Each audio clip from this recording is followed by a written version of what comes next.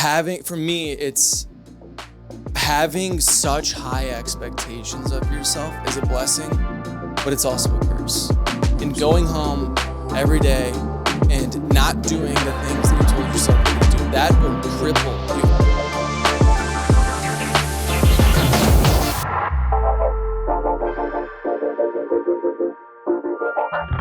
What is up, guys? Welcome back to episode 8 of the Zach and Pat Show. I'm Zach.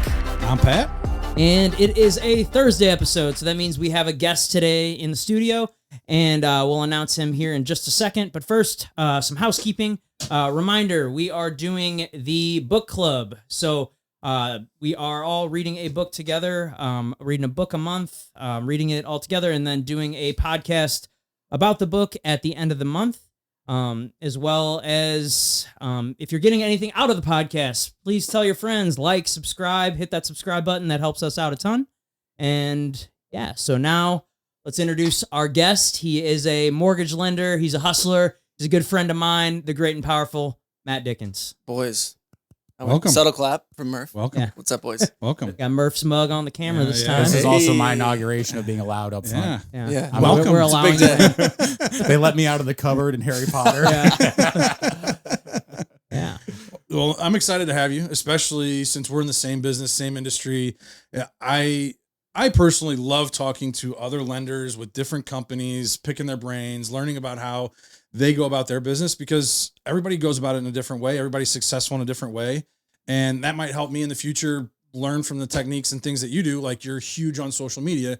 And I told you this before the show started, like, that's what forced me to try and get better at social media, because I saw that you were doing so well with it. So wanted to, we're going to pick your brain about all sorts of stuff, but I think the inside stuff that we're going to be able to go back and forth about was going to make this fun. So, Yeah, absolutely. So, Matt, I guess let's tell everybody about yourself. Yeah. Tell us your story. Well, I appreciate you guys having me on. Just a room of athletes. I'm just a guy that's trying to avoid the donut shop on the way to his office. But I don't know if you'd credit me as an Well, you athlete. look like one, so there's that. But yeah, quick version on me. Born and raised in St. Charles, what high school I go to, France Central.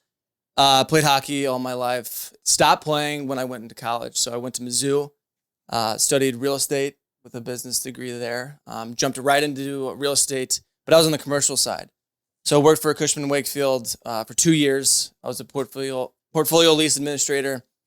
Basically, I was pushing paper and reading commercial leases. So I was never really a good writer before this job, but reading legal language for 8 hours a day really got me understanding the relationship between a landlord and tenant, and that fascinated me.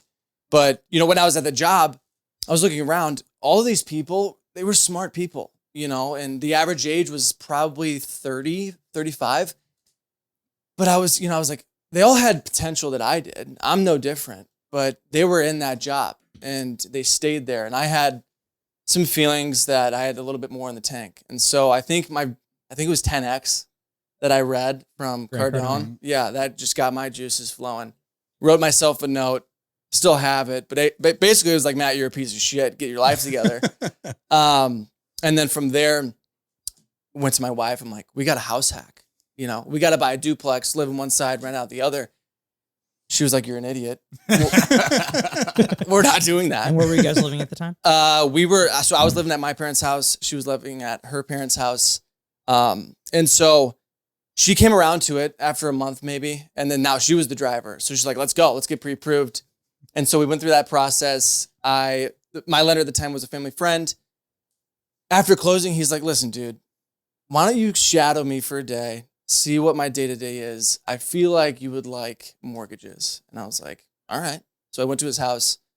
This was when rates were at 3%. So he's smiling, dialing, Wolf of Wall Street style. And I'm like, how much money did you make today? And I put my 2 weeks in the next day. You were selling pink sheets.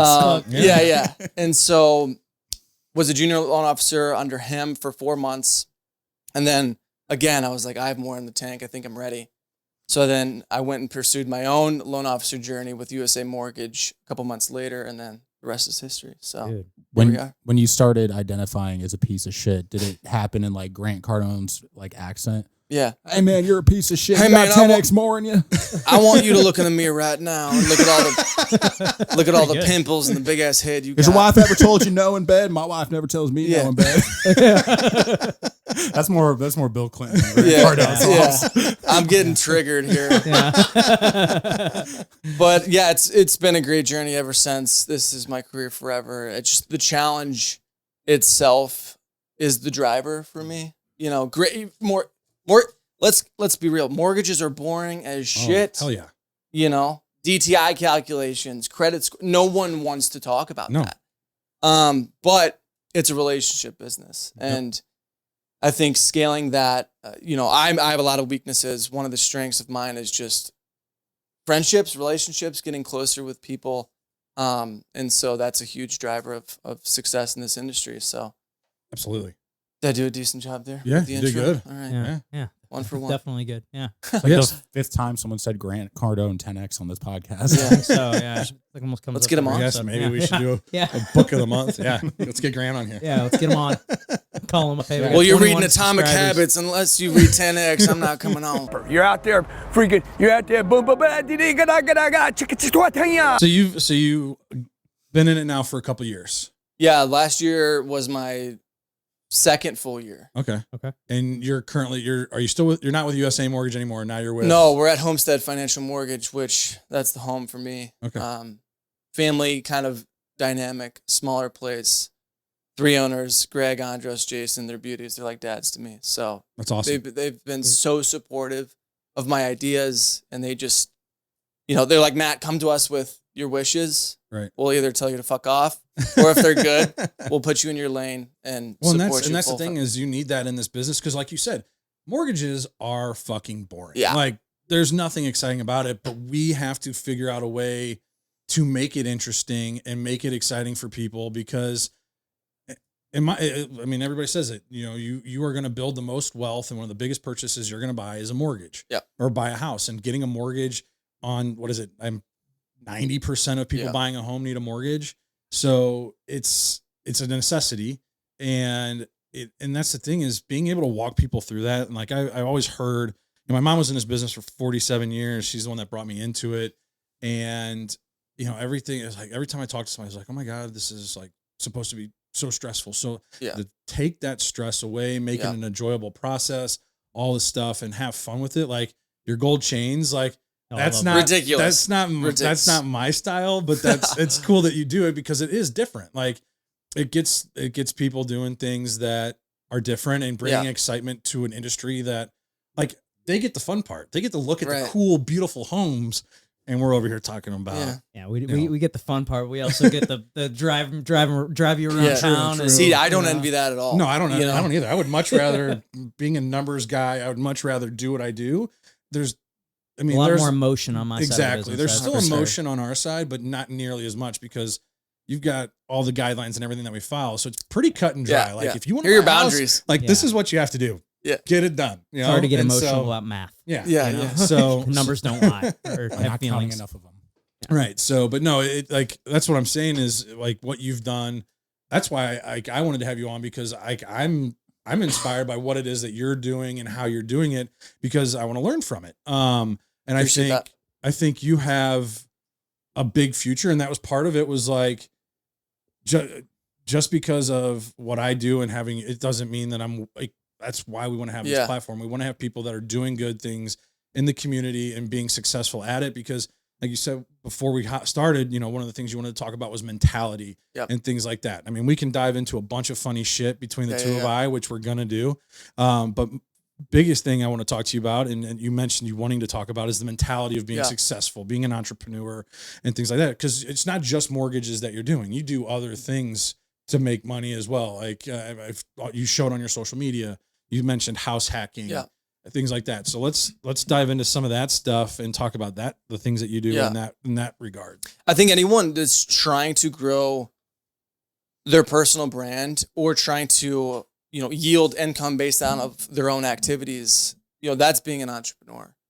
I think a lot of people look at entrepreneurism and see the bliss, right? but it's not, the mental challenge that comes along with it. And, for you guys doing jujitsu and you're an ex-professional baseball player, you're a first form genius. I'm just a guy standing here in this room, but, I'm just gassing you guys up. But, for me, it's having such high expectations of yourself is a blessing, but it's also a curse. And going home every day and not doing the things that you told yourself you're going to do, that will cripple you. For me personally, last year was a super distracting year. I was in 3 weddings, had my own wedding. This time last year, Congratulations. I was living. Thank you. Yeah, thank you. Taking off the market, ladies. But this time last year, I was living with my parents' house, or with my wife's parents' house. We owned 2 houses at the time. We thought we were going to live there for 2 months. It turned out to be 18. Right. I remember when I met you, I think you had just closed on the Rock Hill house. Yeah. And I'm like, we're moving in 4 months, Yeah. but first we're going to rip the whole thing. Like, that's horrible expectations for myself. But point being, I think to succeed in this business, you have to have the mental fortitude and just the support system to give you confidence, because confidence is key in this. If you are not confident in yourself, it's super difficult to elude, strength, credibility to the people that you're trying to talk to. And so I've been fascinated on how I react to myself and how I build confidence for myself. And it's really just doing the things that you tell yourself you're going to do. I think a lot of entrepreneurs get super busy and they want to do everything. Well, doing everything requires a lot of time. And so when you dabble into this little, sales pillar and then a little bit of that and a little bit of that, you're not getting any results. You're not putting the time in. Well, then you start looking at yourself and doubting yourself.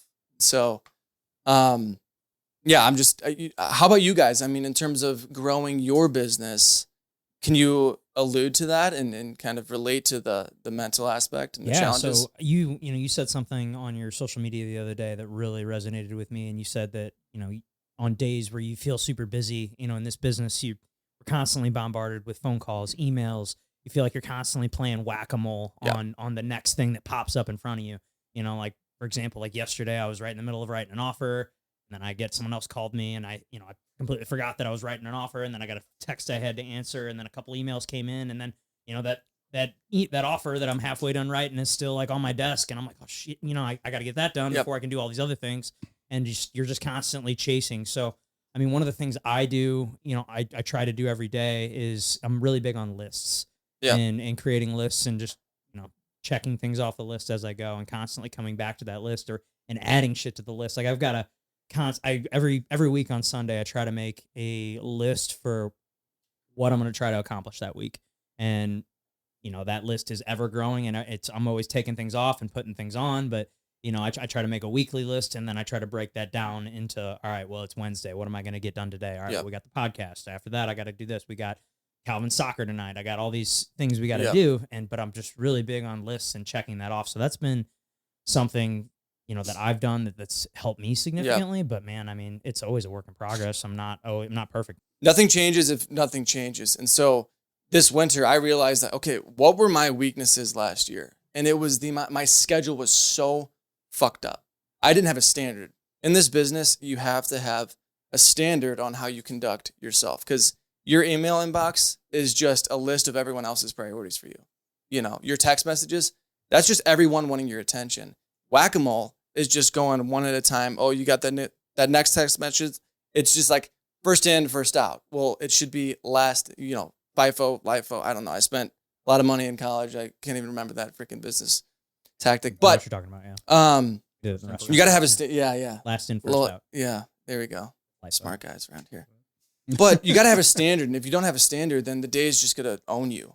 And sounds like you, Pat, have a pretty set schedule on owning your day and not letting it, take ownership for yourself. So this is something that it took me a while to learn. And when you first get in the business, and I hopefully this helps you out, because when you first get in the business, you feel like everything has to be done right there, right now. Yeah. It doesn't. Like, people are going to make it seem like it's urgent, but fuck it.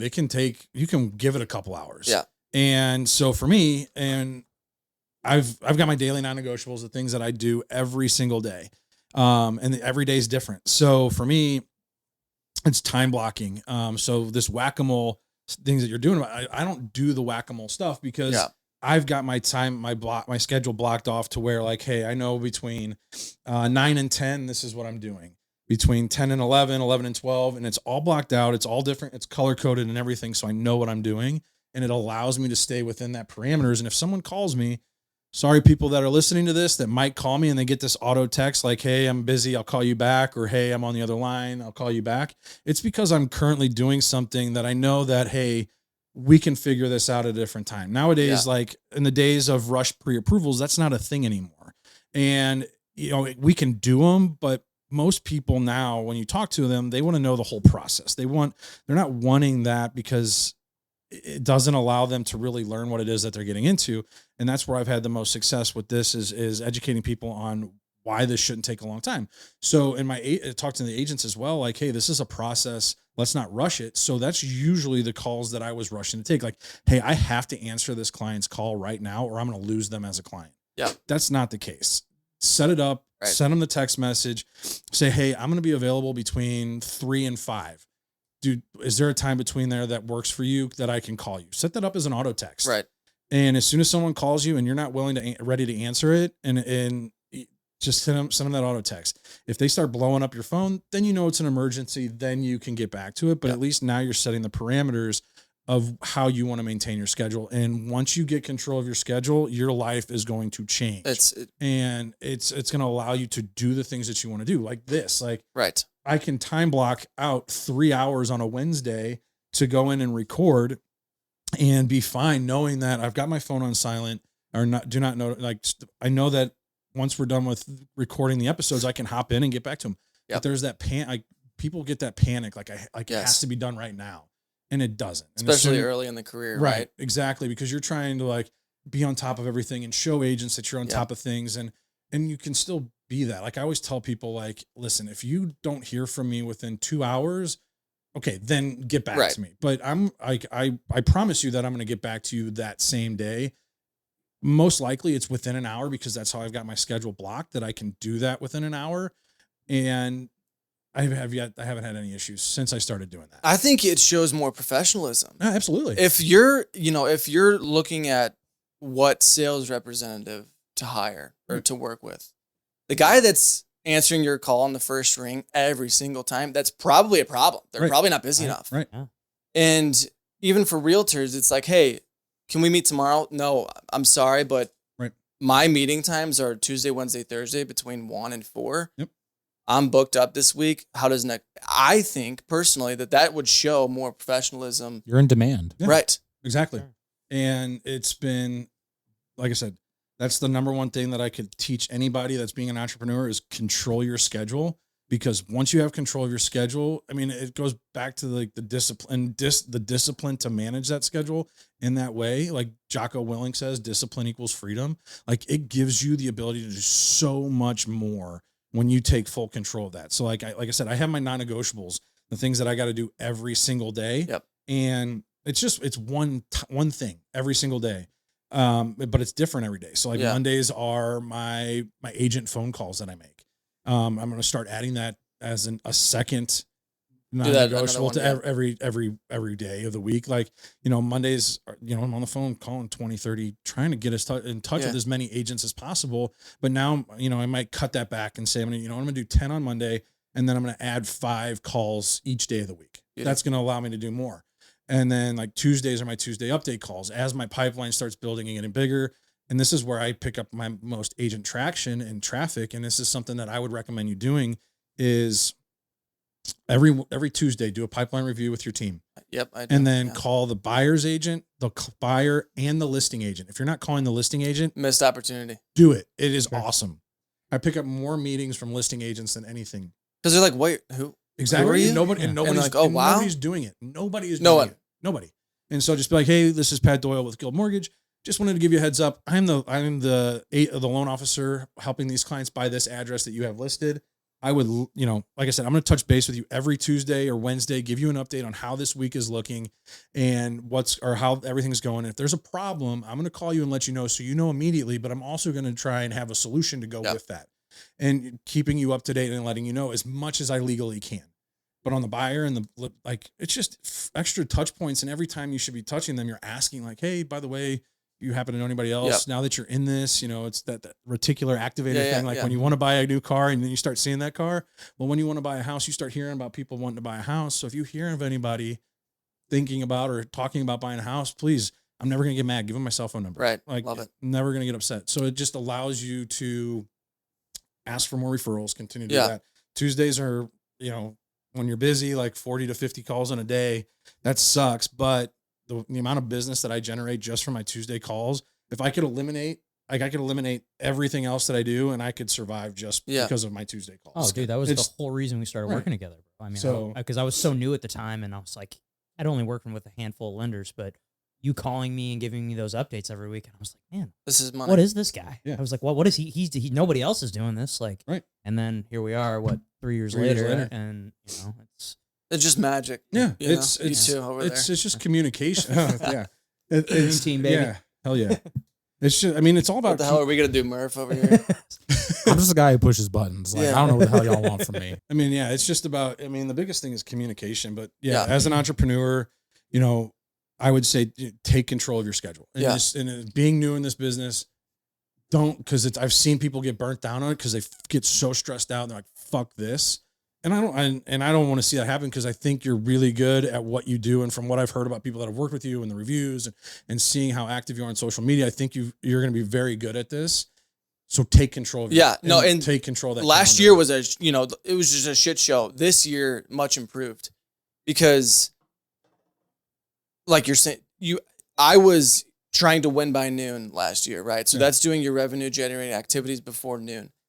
I also had a standing meeting Monday, Tuesday, Wednesday at 8 a.m. I couldn't win by noon, right? So I've literally canceled every single one of those. And now I have a morning routine. Yeah. Wow, Matt, you're more productive with the morning routine. Who would have thunk? It only took me a year and a half to get there, but it's being disciplined. And now my realtor partners know, my clients know that Matt's not going to answer my call before noon because he's doing his revenue generating activities then. And then setting a time block for admin work after noon, right? And then on the days, Tuesday, Wednesday, Thursday, 1 to 3, those are my face-to-face meetings. I have admin work after those. And so it's discipline equals freedom, but discipline equals mental freedom as well. Sure. Because whack-a-mole, that's the easiest way to stress me out, give me anxiety. And so not being anxious lets you to perform well on all aspects. And so it just compounds from there. So speaking of what we're going to do together, I do have a licensing test to register for to become an agent. So secretly, I've just been absorbing everything from these two, and then I'm going to go out and do it myself. There you go. Yeah, I'm going to sell 33 houses my first year. Let's go. Let's do it. Beat me. Yeah, I know somebody. Yeah, learn from the best over here. It's shucks. We got tissues. We got tissues in this room. Yeah. Now they can see who's booing you. Just kidding. But like I said, it doesn't just apply to our business or our industry, but everything. Like entrepreneurship as a whole, is and time block. It is hard. It's taken me a long. I've been doing it now for about 5 years, and I'm still not great at it. Like there's still times where you fall back to those old habits, but but to have a standard, right, to look at, that's literally a model of the perfect week. Yeah, and then you and have not change that. Yeah, you have it, but obviously in our business there are going to be things that pop up. Of course, you have like closings. You can't control closing times, and obviously you have to be there. And I love going to closings. It's one of my favorite things. The people that don't go, it drives me insane. Dude, I will never work with a lender that doesn't show up to closing. Yeah.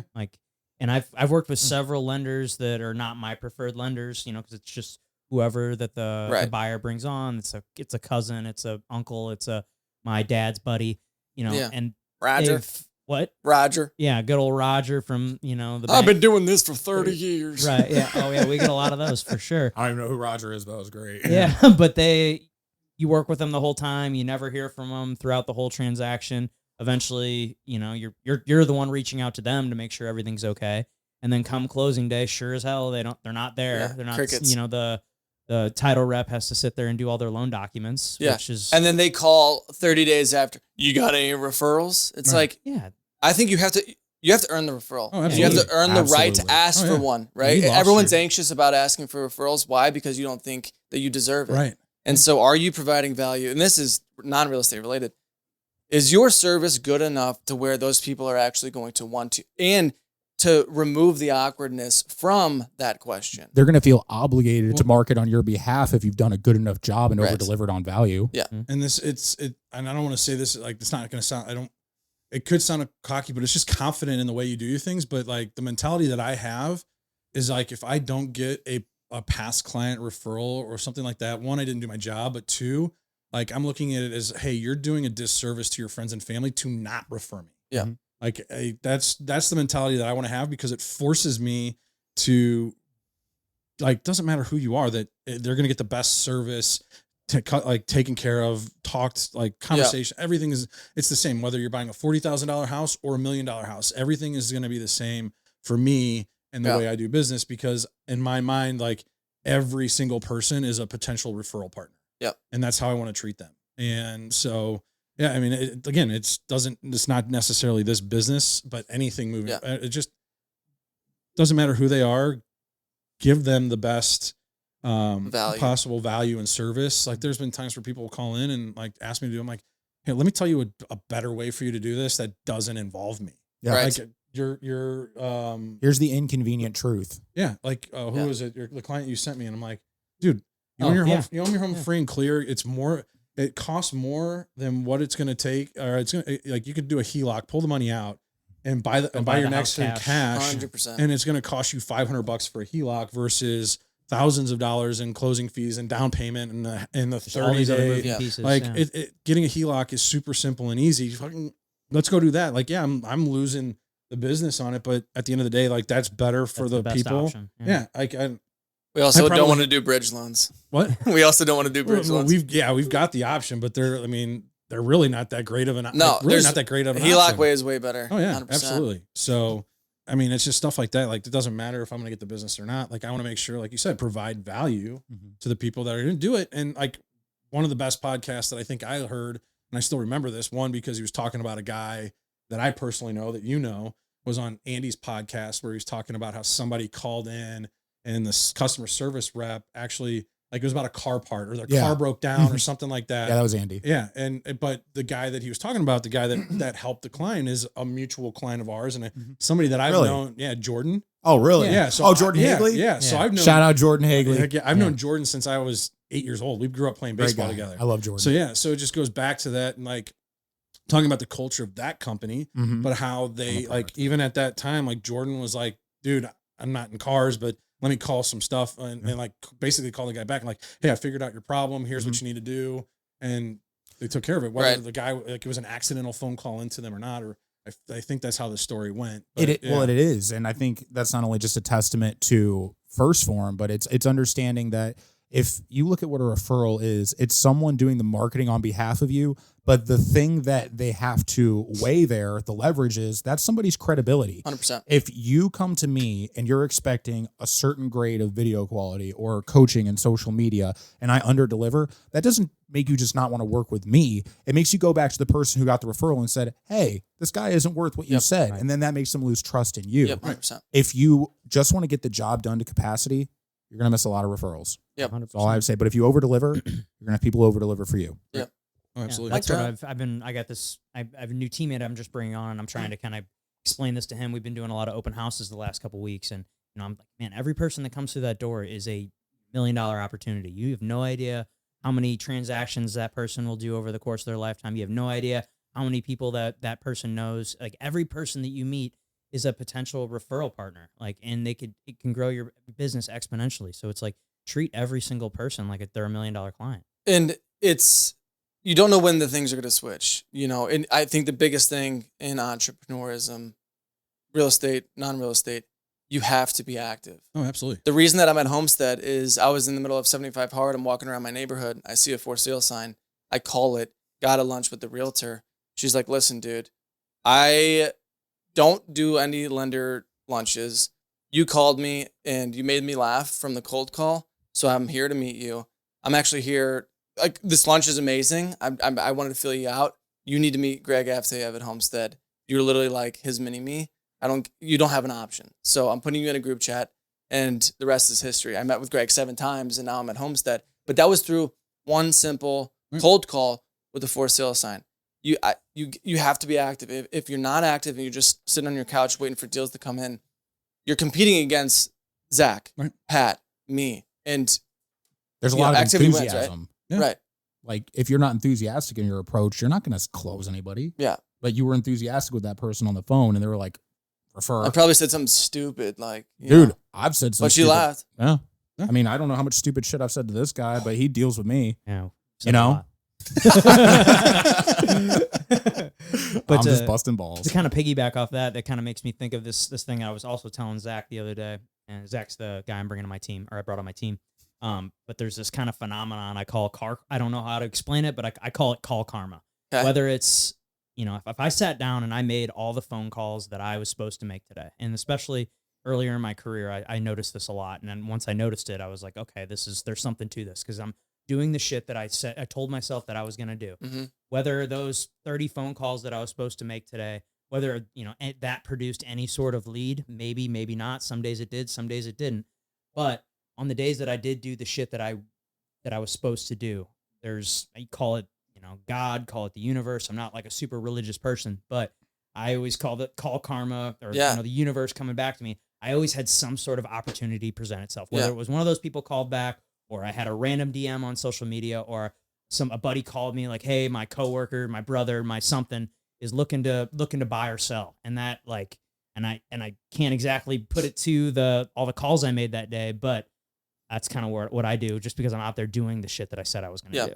It's like creating your own luck. Yeah. You know, like it's it's the habit of doing it too. It's just like becoming repetitive and better and better and better each time you did it. That we were talked about the one episode, like the very first time I make a call, like on my Mondays, The practice one. yeah, it's Yeah. like shit. You know, it's not a great call, like, because you don't want to do the same thing over and over and over again. You want to try and I want to try and get better and better and better each time. So yeah, the first call is always shit. Yeah. But you know, the more you do it, and you can continue to grow, and it gets better and better each time. So like now my Monday calls are, you know, pretty good. You know, I feel like You just build that muscle. Yeah. It's working out. I mean, you're reps. not going to walk into a gym and start benching Right. 500. Like, Right. And I sound like an idiot. I don't even think that was the right jargon. No, that 'cause- was- no, that's right. Yeah, 500's a lot. Yeah, that's all. That's a lot. I'm huge. I've only ever deadlifted 500. So Yeah. that's a lot. But it's just building that muscle over Right. time, and it's getting over the mental thing, right? It's that obstacle, and you, Murph talked about, you know, the quitting point, right? Of a successful podcast, it's like around 10. Or Understanding 20. or 20. Yeah, we're halfway there. Okay. Almost. So understanding, like having the wherewithal to know that, okay, in a couple weeks, we're going to be around 20. Like understanding that that's a quitting point up front, and having that in the forecast trains your mindset, in my opinion, to go forward and keep pushing. See, I didn't even know that. Like my mentality was like, we're just going to do this because this is fucking awesome. And I don't care. It works or not. Yeah. When it's We're fun. fucking doing it. Yeah. Yeah. Well, You know, the reason I know that is because this last September, it was September, I went up to Seattle and Vancouver, which is about 2.5 hours away from Seattle, at the request of my friend Austin Slagle. Shout out to him and the Failure Podcast. Austin actually hit me up. I was standing in line for Slander at Rise nightclub. He goes, hey man, do you want to be on my podcast? I'm like, wow, this guy's got a lot of stuff going on. Like the video quality was good. It's kind of what inspired our look. I'm not going to lie. And I was like, sure. I'm like, are you local to St. Louis? He goes, nah, man, I'm up in like Vancouver, Washington. I'm like, how the fuck did you find me? Yeah. And like I think he even follows you now, Zach, if Yeah. I'm not mistaken, but possibly. But I had a reason to go up to Seattle, Cool. and I actually ended up being his 20th guest. And he goes, I think Nice. it's really awesome that you made the trip all the way from St. Louis to the Washington area, because this is my 20th episode, and this is on average when most podcasts quit. And so it was really cool, and it like made a little note in my head. I'm like, you know, if you can get past that one little hump, you can probably hockey stick from there. And Yeah. I think the acclimating progress of it all is just the most beautiful thing to see. Just Yeah. don't give up. And I think it's, you know, I think my mindset, I didn't even set a goal for 2024, like volume wise, until my owner's like, what are you going to do this year? Yeah. You know, it's more being process focused. Right. That Unreal book, James Clear, Your Beauty, but it's being obsessed with the process, not just ignore. If you're smart enough to figure out the way that you're going to construct your business. If you just listen to yourself on creating goals and sticking to that, and keeping your blinders on, the deals will come, right? Well, and to kind of piggyback off what you were saying about the 20 episode thing, I was actually thinking about this as I was driving to drop Calvin off this morning, and I was like, there's something about me. I always do things. I'm pretty good at seeing things through. I really don't ever start things unless I know I'm going to finish it. Like Gina has this saying that everything Zach does is hard. Like I close doors hard. I'm hard on like physical objects, like Jiu-jitsu sweeps. Yeah, my asshole. like if I have a nice pair of shoes, it doesn't stay nice very long. Like everything Zach does is hard. Is her saying. Like I everything I do, but because everything that I try to do it to the fullest extent that I can. So that's why I know that we're gonna keep doing this and keep being successful with it. Because I just don't ever. Once I start something, I'm so. I guess I'm scared of quitting or becoming. It embarrasses me to quit. If I told you you'd stop at purple belt, you'd probably get angry. Not a chance. Right. A chance. Like I've always said, dude, if I got both of my legs cut off tomorrow, I'd be on the mat if I could. Like, I'm not stopping jiu-jitsu until I physically cannot do it. Right. Well, and that's the thing. I think I might have mentioned this before. And again, I don't want to sound cocky about this, but I've always had that mindset. Like I knew that no matter what I did, whether it was this, like I originally wanted to be a financial advisor, anything that I wanted to do, like in my mind, I knew that I was going to be very, very good at it. Yeah. Like no matter what, because I knew what my work ethic was. I knew that I was going to put in the work and the effort to be successful because that's all I knew. Like growing up and you don't get to that level with baseball by just not working. Like it was the process to get there and everything like that. But it's the mentality. You mentioned a fear of quitting. Most people are like, oh, I got a fear of failure. Well, if you got a fear of failure, you already failed. Right. Like get that shit out of your mind. Like have a fear of quitting. Let that be your fear, that you're so determined and focused that if you quit, you are literally I would much rather hear somebody, I have a fear of quitting than a fear of failure. Because in my mind, if you've got that fear, you've already failed and you have to push past that. You can't, like for me, when something scares me, like I get scared about it, like on the inside, I'm like, actually, okay, this is fucking exciting because if it's scaring me, that's a good that sign, means right? something great can come from this. Yeah. And most people don't have that. Like No. I was just talking to somebody the other night about this and it was just like, push past the fear, quit being like, go ahead. You can be scared, but also be excited about it. It's not an excuse. It's natural. It's no. a natural behavior, but it is absolutely not. Now, everyone's version of happiness is different, Right. And if you want stability, W-2 job, 9 to 5, that's your lane, right? But if you want all of these things and you're hesitant to pull the trigger, then you got to reflect on yourself and understand why you're feeling these ways and find a system that works. Like you're saying, it takes a couple years to understand what your identity is as a professional and whatever your craft is. Right. But yeah, just having the discipline to just stick to the bloody program. Yeah. Mm-hmm. So one of the things you had asked earlier is like what each of us was like doing to improve their business this year. And the biggest thing, because it ties into what Pat literally just said, is that in order to feel good at something, even if it's something you've not done before, you just have to face it for what it is. And if you continue to show up, you will build confidence. Well, my business is in media productions. My brand is in reacting to things in current events. And the most important thing that I want to show people to do is like how to garner an audience the right way. And in order to do that, I have two paths I can go down. I can either pretend to be something I'm not. There's a dude who's 95 pounds, runs around shirtless in a McLaren, and he's trying to sell you financial advice on how to pick up women. You can say all the polarizing shit, but you're not confident, dude. You're a hack. It's like if I come to Pat and I'm going to ask him, or if I come to you and ask you about mortgages, I know you're confident because you've done it. You've done the work. For me, it's like, no, tackle the hard subjects. Yep. Put yourself out there. Don't do the safe thing. And I would like to comment real quick. Most people, the W2 job, that is a complete facade of safety. Yep. You think you're safe. Anything could happen any second, and then you're going to be left there with your skills, either looking for a new job or left to fend for yourself. And what's going to happen? Do you have the confidence to do that? It's riskier, right? It's riskier because their eggs are in someone else's basket. Yeah. Mm-hmm. Yeah, absolutely. The market might turn down my thing, but I can always market myself because I'm confident because I built up the skills. So otherwise, I couldn't agree more with what you said.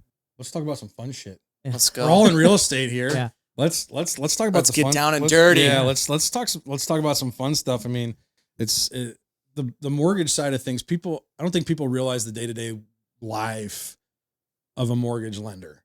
obviously on real estate, they see it on TV. They can go on HDTV. Obviously, it's an exaggerated version of that shit. But Gino was watching Selling Sunset recently.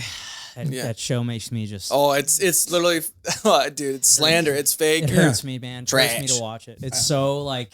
I mean, it's so far from I work reality. at Amazon. I have a budget of $2 million. Well, it's not even that. It's the people that The are, realtors. It's the realtors on the show. It's what they wear. It's like it's so far removed from reality and what I do in the Midwest. Then I'm not selling these 9-figure houses on the West Coast. And shit, the cheapest house on those shows would be the most expensive house here in St. Louis. Oh yeah, I mean, I don't think we have any listings that are like that.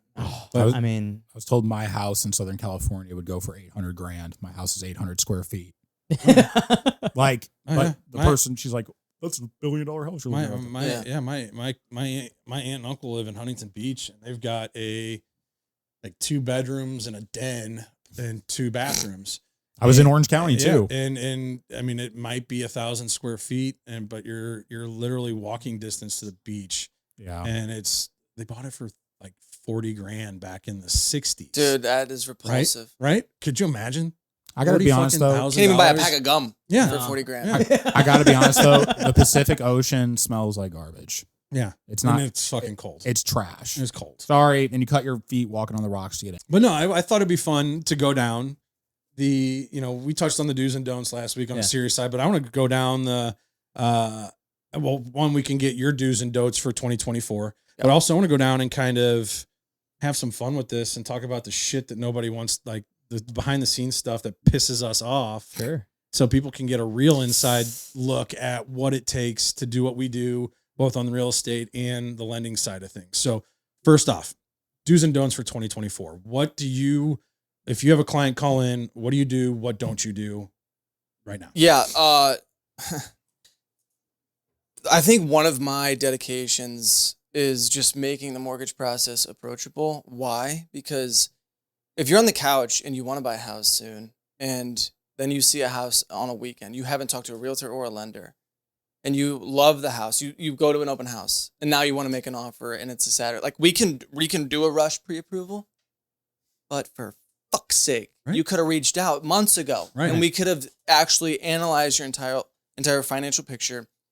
Worked on just rushing the representatives is just, please stop doing that. We are out to help you.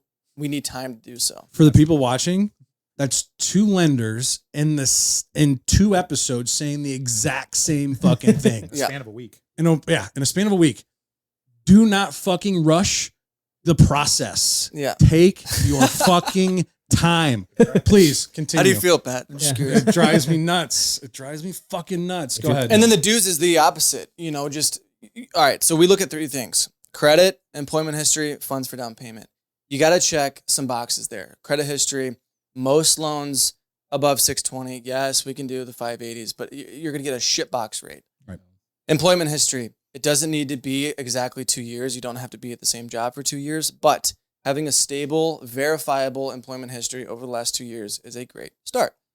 Funds for down payment. I love these calls. Hey, Matt, I'm looking for a $500,000 house. My credit's 600, but I have no money in the bank. Can you help? Also, I need to make an offer tonight.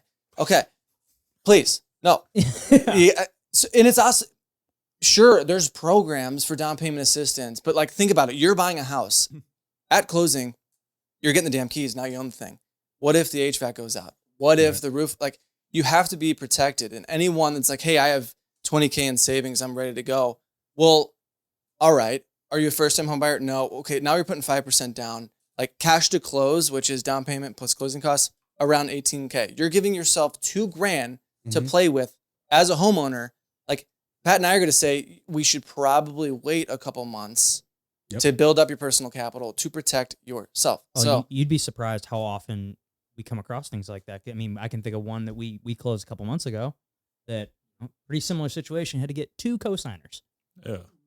And we're like, but she was very adamant on wanting to buy this house. She wanted to buy the house, I mean, we did it. She bought the house, but it's strapped for cash now. And I don't know, not a comfy situation, and not a situation I'd want to live in. No, And that's the thing too, is like one thing I want to like, and I'm sure this is a frustration for you as well, but don't compare what you're getting with your friends or your family or your colleagues, because every situation is different. Every rate and everything that you're going to get is going to be different depending on your situation. So when you're comparing them, but that's one of the things that drives me nuts. But yeah, back to that, like, and what you were saying is have the time, take the time to do this. This isn't, like you said, we can do fast, quick pre-approvals, but in my experience in the 9 years that I've been doing this, the people that take their time through the process are always the ones that come back and like, oh my God, this was so easy, so smooth. I don't see why people were stressed. I'm like, well, you did it right. Right. The ones that call while they're at the house, while they're trying to write an offer, like doing everything right down to the last minute. Yeah. You're going to be fucking stressed. Yep. Because, and in 2024, like it's going to be just as competitive, if not more competitive than last year. Rates are down a little bit. Inventory is likely to improve, but the amount of people sitting on the sidelines, I mean, the storm's coming. So being prepared, like, stop procrastinating. We are normal human beings. There are used car salesmen, lenders, like, probably shouldn't call them. They're going to shove you through the process. Pat and I we take an advisor approach, and this isn't a sales pitch. It's in your best interest. Right. Pick our brains. We're not going to sit here and be like, you need to be pre-approved and you need to talk to this lender tomorrow and you need to buy a house by Friday. It's like, we work on your timeline. So just understand that. And it's always going to be better to reach out to a sales or a real estate professional instead of going to the headlines, because the fucking headlines, I mean. Oh yeah. I could sit and do a video. Dude. Oh yeah. I could sit and do a video, and I might do this every week. Like, media gets it wrong. Mortgage edition. You should. Like, the reactions, right? I mean, that's what you do, right? I mean, and you know what? I'm sorry. I'm going to throw a little bit of flack someone's name real quick, because most of the stuff I do is in the political realm. DC, I'm looking at the camera too. DC Drano and the typical liberal, stop hawking products you don't like or don't use because they offer you a little bit of money, dude. Oh, the disease X safety kit. Really? Because whenever COVID was going down, you guys were number one in line to talk a whole bunch of trash to people. It's with a fear-based headline. And that's because they understand that sales is emotional. Yeah. And truth be told, if you're going to earn my referral and you rush me through the process, I'm going to tell everyone not to use you, because you don't care about me. You care about lining your pocket. Whenever I worked with Zach to get my house, smooth as ice. Aaron Hempel talked to me about everything. And if there was something that I was going to do that was not in my best interest, it may have hurt my ego to hear it. They'll let you know, though. Yeah. I want you to tell me the truth. Don't lie to me so you can rush me through, because I'll never want to do business with you again. And then I'll be wondering, like, who else could I have gone to? And now moving forward, when I need work done on the mortgage side, I know who I can go to. Go to Pat. He's earned it.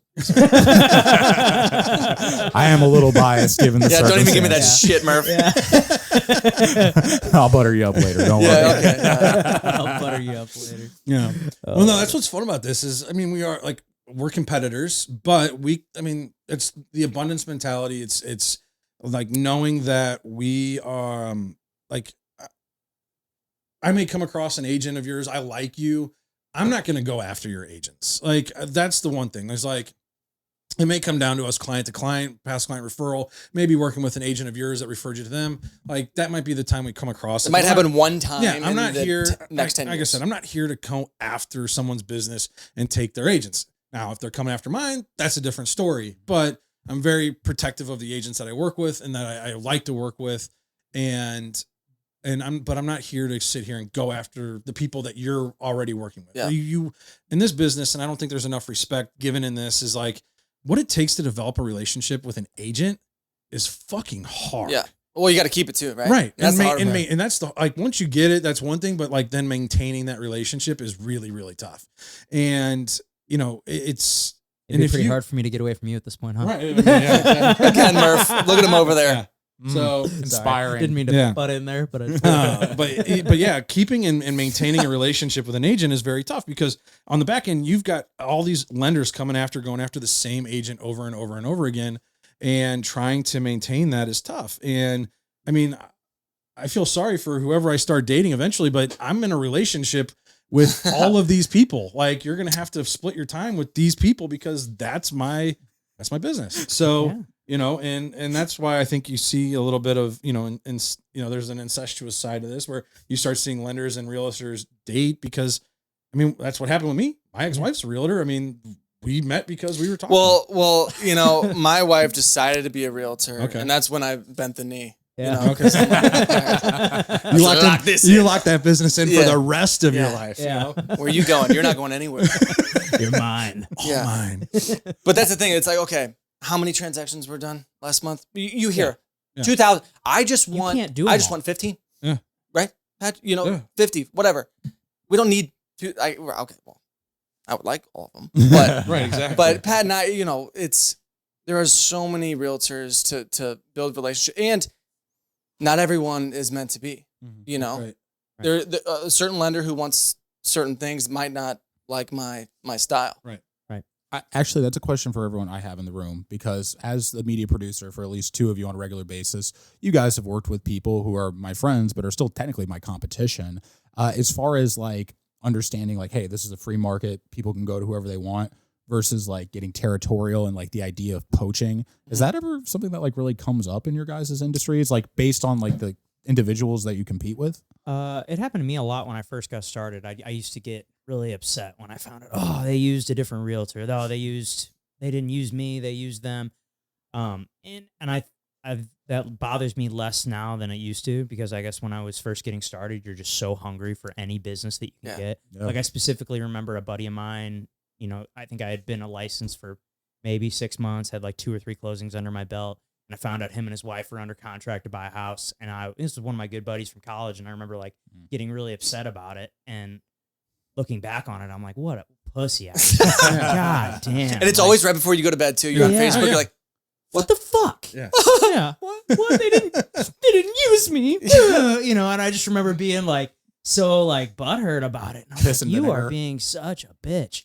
Like, look at all the business. There's so much business out there. Like, I think it's a Ricky Carruth line. Or, I listen to a lot of Ricky Carruth stuff. He's a agent out of Alabama that does a lot of coaching now. He's huge, 100 deals a year for like the last decade, basically.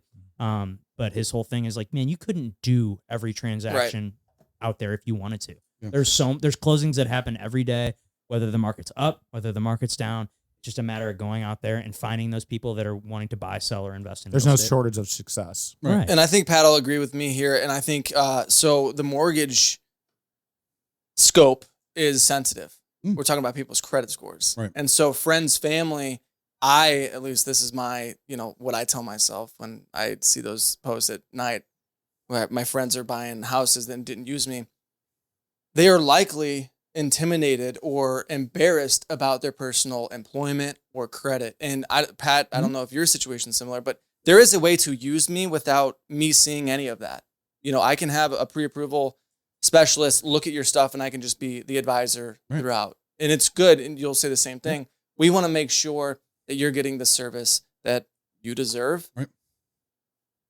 There are probably 2% of lenders that are giving adequate service to their clients. Absolutely. And so that's why we're saying we want you to use us, because we have an advisory approach. Yeah. But have you ever thought about that? Yeah, no, that's something that crosses my mind all the time is like friends and family. Like they don't want me to look at it, but I always reassure them. I'm like, for me, I talked to somebody earlier today. I can't remember a fucking thing they told me. 800%. I can't remember a damn thing that they told me. And this was 2 hours ago. Yep. That's why I write everything down. That's because, like I said, I don't remember jack shit about people. Yeah. I can remember names and faces. I can remember the loan amounts. I can remember the house that they purchased, but I don't. Bet your ass I'm not remembering your credit score. Like after closing, or like what you made. Yeah. Like Yeah, I've closed like- so many loans with my friends, and at parties, like, what I make. I'm like, honestly, I can't I fucking- can give you a ballpark, right? But like, I know that you're doing. I know you're doing fine. pretty well. Yeah, know But you're I doing good, can't- but I can't retell. 82,376. No, Yeah. what? Oh, No. exactly. So like that's the first and foremost. Like, but also like, I want you to look at me as a professional. Like, even though we're family, we're friends. Like, look at me as a professional. Like, I'm not gonna sit here. I'm not gonna judge you. I'm not gonna I would not be as successful as I am if I were to sit here and judge you. Like, Yes. my job is to sit here, analyze the information that I can to give you the most or give you the best information possible.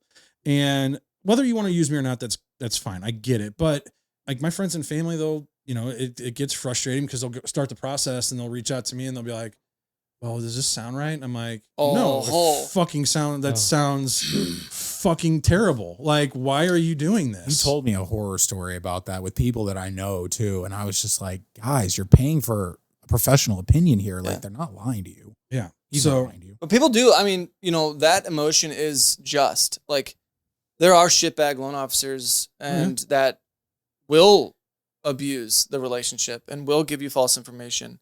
So, I mean, the consumers are right in that emotion. I think we've beat the horse here. Right. So. Well, and that's the thing. I mean, for me, again, it goes back to the abundance mentality. If they don't want to work with me, they don't want to work. Yeah. As long as, like, I always think of it as, okay, they left better after the conversation. And here, like, if you're going to refer 3, fine. If I'm one of the 3, I know that the way I approach it is going to be better than anyone else's. Yeah.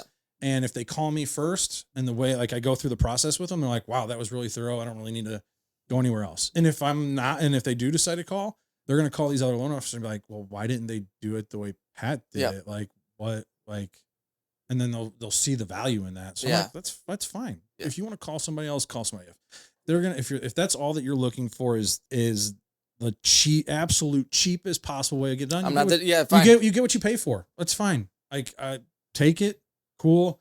But I wish you the best of luck. If something happens, call me. I'm not going anywhere. Right. No hard feelings.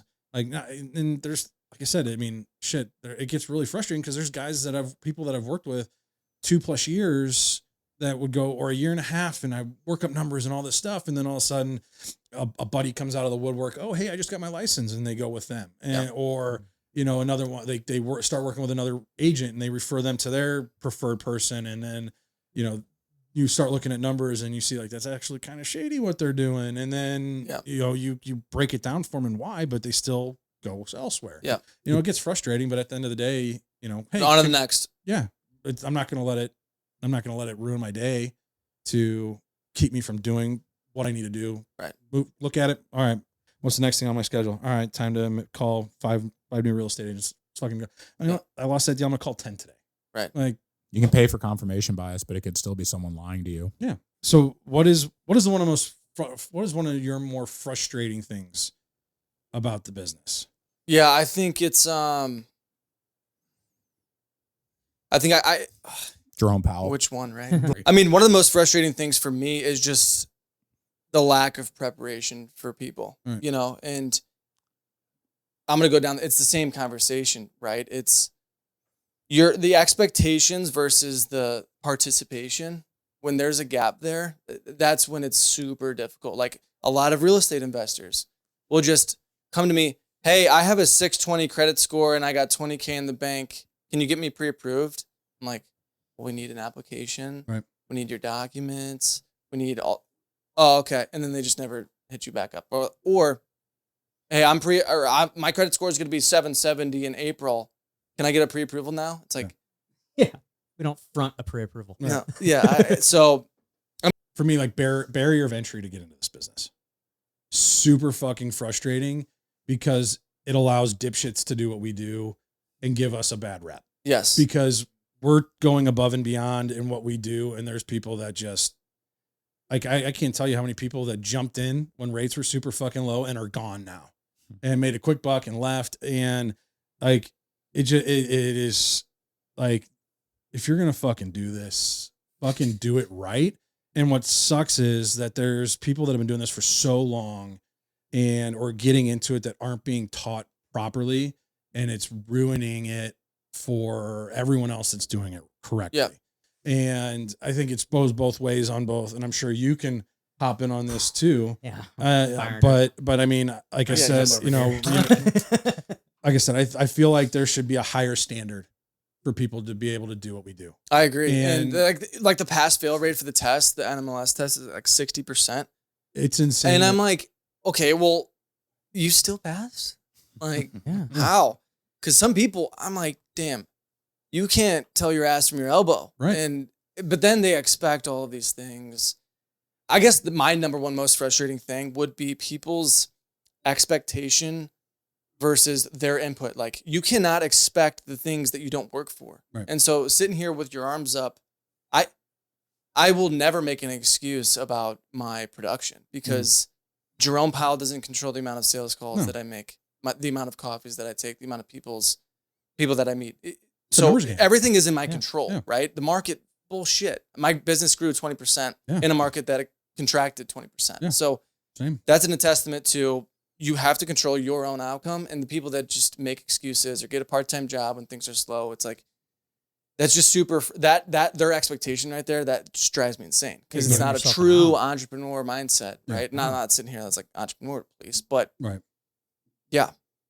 I mean, I can go on and on about, part-time agents and people. Like the barrier for entry to get your real estate license is pretty low. Take the test, pass the test. Congrats, you're a realtor. Now go figure it out. Because, what they tell you, or, we were told this when I was taking the course to get my license is, half the stuff you're going to learn in here, you're never going to use. Right. And which is so true. Like, I mean, they didn't even show us how to write a contract, which is like half the shit you need to know is like how to write a contract, all the forms, all the writers, all the stuff. And, you graduate, you get your little certificate, you got your license. All right, now what? All right, you can go join a team. You can go kind of go out on your own like I did, but you got to figure it out on your own, man. If you really want to be successful in this is not the business where you're going to just have someone hold your hand. You're totally responsible for your own days and the money that you make. Like I had a meeting yesterday with a guy who's right in the middle of getting his license, and I kind of reiterated on this many times during our meeting, but like it's totally up to you, man. You have the choice to be successful in this or not. Mm-hmm. You can make all the calls, you can do all the stuff. I can give you a list of shit to do, but it's a matter of you actually going out and executing. Right. How do you respond to that? What do you mean? How did he respond? Did he get excited, or did he look? He got fired up. He's a jiu-jitsu guy, so he's what a beauty. Yeah, he's a jiu-jitsu guy. He's he's ex-military. He's done a lot. Yeah. He's a real go-getter guy. So like I'm very confident that he will do really well. It's just a matter of I don't think he's a good talker, so I think he'll do well. He does kind of come off as a little aggressive sometimes, so I think that's going to be a hurdle for him. I think is kind of toning down his intensity a little bit because he is kind of an intense guy, but I think he's going to do great. Mm-hmm. Rich, I got your back, bro. What about characteristics to succeed? I mean, two. Like, let's do two that are required to actually have success as a realtor and a lender, because I think people get I want to be a realtor that's selling Sunset. Yeah. I mean, how many people have gotten their real estate license from that show? It's because they what I love about that show is they'll show you the sale price, agent commission, and it's like, okay, what's her split? Because I know she's not making that. Right. And like I know that broker who probably fed her that lead's taking 50 at least. Like, dude, those two twin dudes that are they're raking it in because they got all these 10s working for them, bringing in all these. We're all thinking it. I mean, we're all thinking it. We're I'm saying it, but they're all guys are watching that show for the real estate. They all look a certain way and wear a certain type of clothing. Like, anyway, but two characteristics that I think, I think being relentless and being okay with rejection. Like, just whether people tell you yes, people tell you no, like you're still picking up the phone, you're still dialing, you're still calling people, you're still persistent. Yeah, that's a better way to say it. Persistence. And, we've said it before.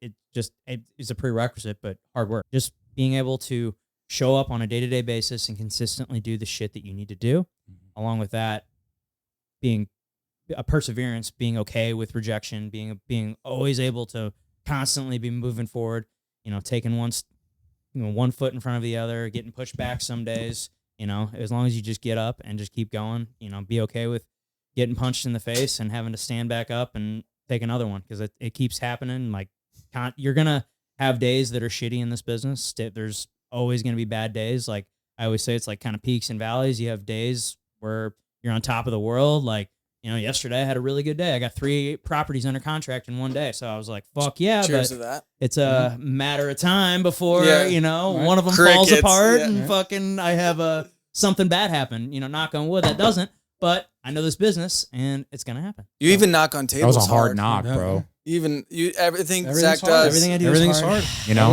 I thought you were gonna pull Ian's a probably laughing right now. hole through You that know? table. Yeah, I mean, it's just that, like you said, it's a mental toughness mentality. So no quit. Like you can't. You're gonna get told no. I can't tell A you how many lot. times I've been told no. Resolve. You shake it off, you move on to the next one. You know, you don't let it hit you personally. But then, like you said, and then so no quit, and you're fearless. Mhm. You're not afraid to take chances. You're not afraid to do the things that you need to do. Like, it's not fun cold calling people. No. You know, it's not fun to pick up that phone and like, how am I going to call somebody? I have no clue who they are. Like, They don't want the call. And they don't want the call. They don't want the call. So, you know, because for us, there's two different sides to sales. We have to sell ourselves and the products to the agent and who we are to get them to trust us. But then on the flip side, we have to do the same thing for The the client. client. So there's two different avenues on how we have to do it. So on the real estate side, it's being fearless and having no quit, like the determination to continue to drive forward, perseverance. You know, Yeah, I love it. you got to have that. Now on the client side, I mean, you have to be caring, and you have to be able to communicate, articulate, and communicate in a way to dumb down some things that people aren't going to understand. Learning how to communicate that in an effective way and constantly change the way you're communicating, because the market is never the same. Like the way I talk to clients these last 2 years were definitely not how I talked to them in 20 and 21. But moving forward for this year, it's going to be similar conversations to what we were having in 20 and 21 as rates come down, because the new 2s and 3s is going to be 5 and 6, you know? And so I think this year is going to resemble more of 2020. Next year is going to resemble more of 2021 once we see rates back into the 5s. But learning to communicate and articulate that in a way, and then having that care, like you care for these people and their well-being, and to give them, like, basically, like, you want them to be a part of your family. Like, you're going to care for them as much as your family, because you want them to not be stressed. You want them to have a good experience, and we're helping them build wealth. And so we want to put these people in the right direction to do it, and how to do it, and things, and not just with buying a house, but what they can do with money and other things. Like, you had a great post the other day about why do you want to put more money down when you could put it and invest it elsewhere? There's an amazing post. And that's the thing that people don't think about. And those are the things like, I have that conversation. I have a calculator, or like a financial calculator on my computer that I can show them how that works. And those are conversations that people aren't having. And I think caring about having that care for them and the ability to articulate it in a way to make them understand are huge on that aspect of it. Yep. So we kind of touched on two on each side, but yeah. No, I think that's great. And too, like, the market changes, so your communication has to change, Absolutely. but everyone's different. Yeah. So one person might be a super analytical thinker. The other one might be super green and not know what the fuck is going on. Right. The other person could be an experienced client that just give me the highlights. And so I think you have to have the social wherewithal, social Absolutely. confidence and awareness to tailor your approach to the realtor, of course, on that side, but also the clients. Because if you're just shoving everyone in a box and in your process and they're just going through the motions, that's not the true value that, Right. you know, a true loan officer, loan advisor can and should provide. Yeah. For me, creativity. How many agents are there? 16,000. How many loan officers are? Lot. I mean, there's a Right. lot. So we're all trying for the same thing, and to be able to stand out is super challenging. You know, and to identify who you are, who your brand is, super challenging in the first couple of years, right? You're the everything guy. Right. That's not when you find your identity, but the process of understanding that you're trying to find your identity and be creative enough to pick one Right. and stick to that is something that is super advantageous and a requirement for a successful real estate professional. So, and then in that journey, you got to be focused. Like, there are so many shiny objects. I mean, how many AI? Fuck off about AI. Like, there's so many things that you can distract your brain with. Right. And then, like, when I ask people, what are your sales pillars? and they say 10, there's 10 of them. Like realtors, I want financial advisors, I want this, and I want that. I'm going to call divorce attorneys, I'm going to call for sale. It's like, Pick 3, dude. pick 3. Yeah. Okay. Organize yourself. All right. Pick 3. Think about it in a funnel. Identify 3 marketing strategies and then put your activities under them. Then go how are you going to convert on them?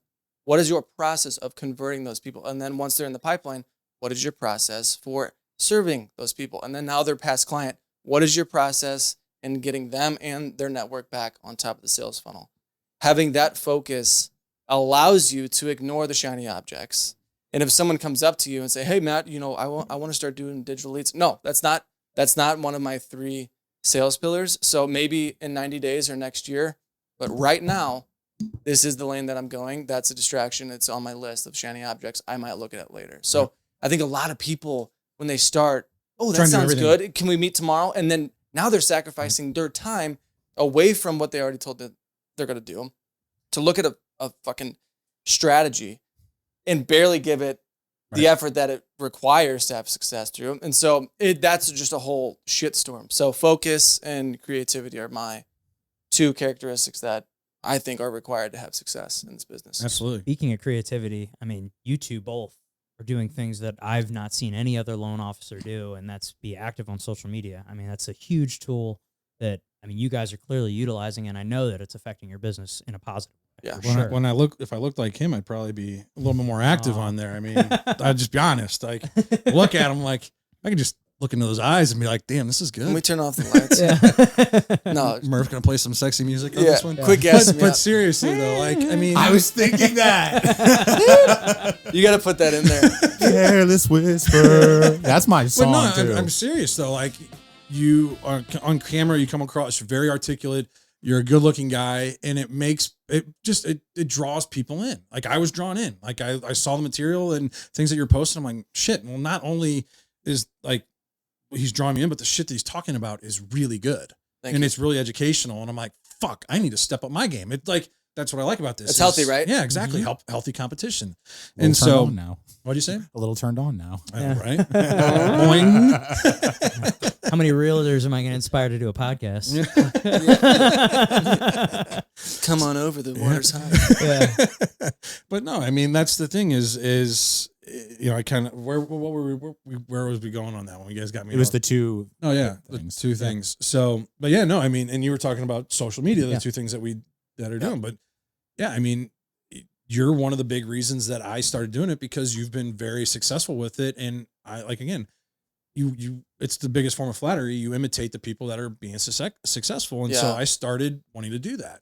But again, I think what he was doing and what he's been doing and what he's going to continue to do is been great in that sense because Matt Krusko was on here and you get a lot of business from your social, don't you? Yeah. 30% last year. That's huge. Incredible. That is awesome. So it's crazy. Yeah. Keep doing that. And like I said, I'm going to continue to watch and learn because I think what you're doing is great.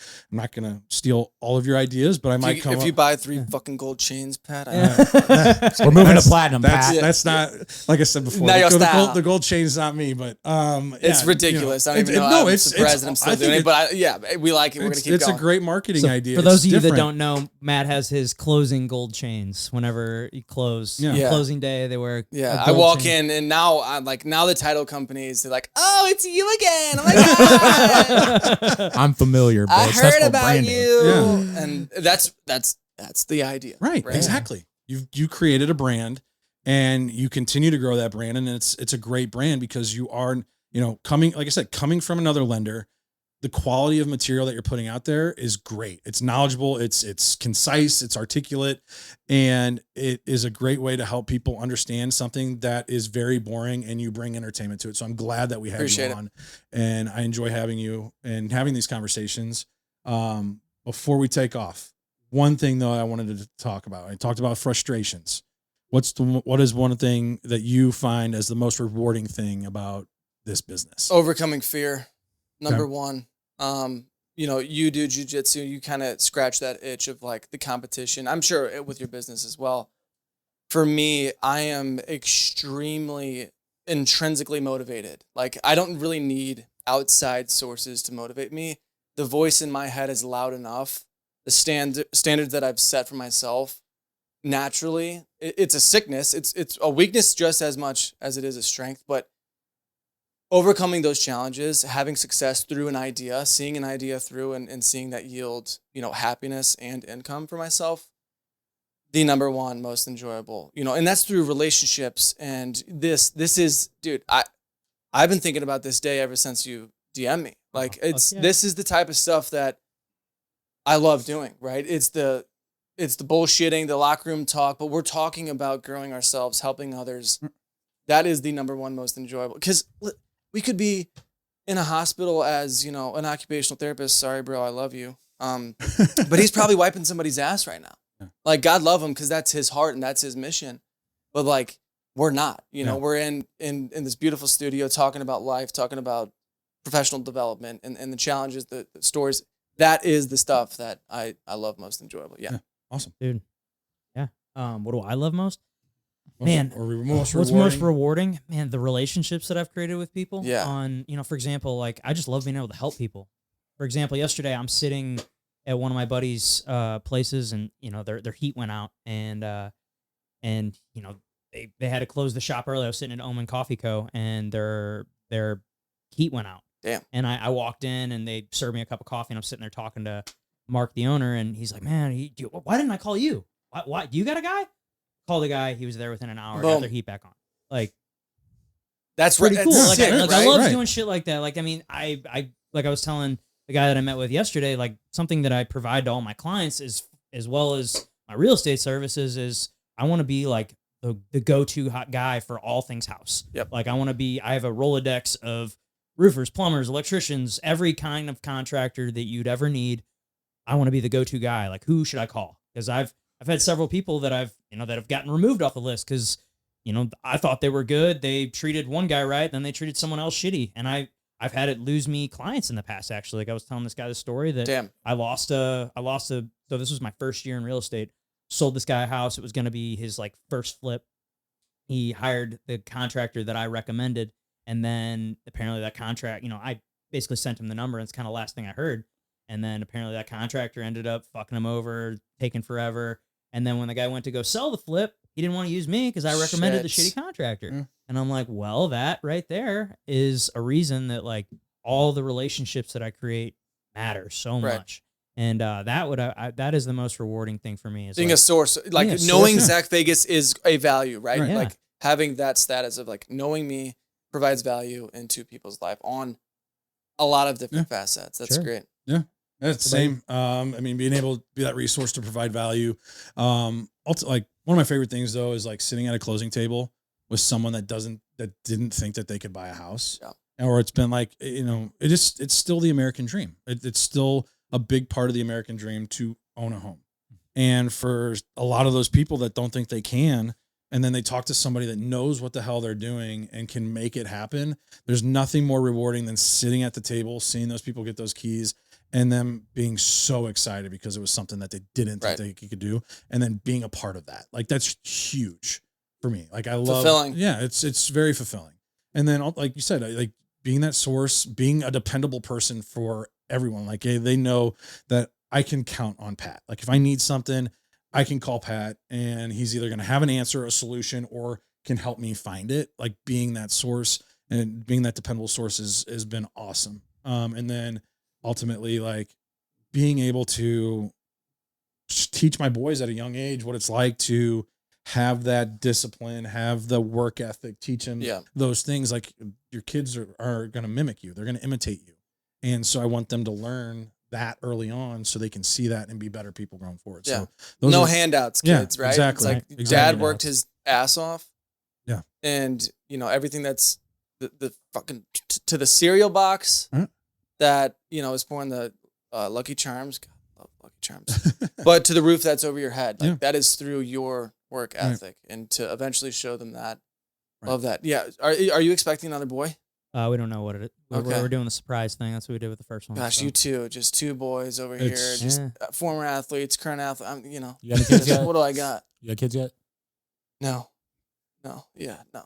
We got probably another year and a half. As someone with kids, do everything that you want to do, because once you have kids, that's it. Yeah. Like the travel and all Priority that goes- stops. They become the number one priority. So do the things that you want to do in life before you start having kids. My goal for this year is to stop traveling. Oh, I mean, okay. my wife, like, love you, Rach, but sometimes she thinks with the fucking Kardashians. I'm like, babe, we gotta slow our roll, Felicia. Like, can I stay in St. Louis for 2 weeks, please? Yeah. You just had to throw that in there. So Well, I think that's a good place for us to stop. absolutely. It was a great episode, man. I really appreciate you Yeah. coming on. Yeah, thanks for coming. You're always welcome back. For all you guys out there, we will see you on Monday. Make sure you like, subscribe, tell a friend if you got something out of the show. See you guys on Monday.